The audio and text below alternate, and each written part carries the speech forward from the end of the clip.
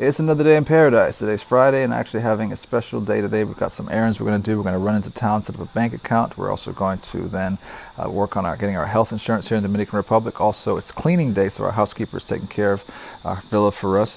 And before we got on the road to Cabarete, I actually had to do a quick call with my boy back in the States, Donnie Benny, to wish him happy 40th birthday. It's about a 15-minute ride into Cabarete from where we are. Stopped first at Banco Santa Cruz. They didn't like me wearing a cap inside. That's all right. I'll talk about the process of setting up a bank account here in the Dominican Republic in another video. But we actually used to live at Ocean One, which is just around the corner from this actual bank. And so we decided, let's walk past where we actually used to live. We spent a couple months here quite a few years ago. Dominican Republic is not new to us in the sense of this is our first time. It's not our first time here. We've spent a lot of time doing business here, but also living throughout the years. And now that we're here, this is the longest that we'll be here in DR. But we had lunch actually at Gorditos, and I recommend the chicken burritos. And if you can handle some serious firepower in your salsa, definitely get the spicy salsa. It's pretty good. But it's got a really cool ambiance over here.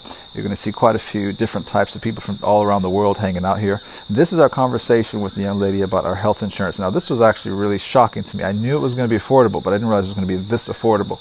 Take a look at this. This is actually the highest package they have, which is 204,000 Dominican pesos, which is $3,800 for both my wife and myself for the entire year, guys. We're talking about dental, vision, it's just outrageous when you think of the prices in the States. So we sorted ourselves out and head out to meet up with a dear friend of ours, Christina, who actually writes movies.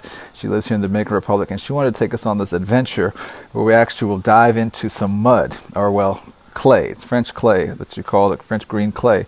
Apparently has like 80 plus different benefits for your skin.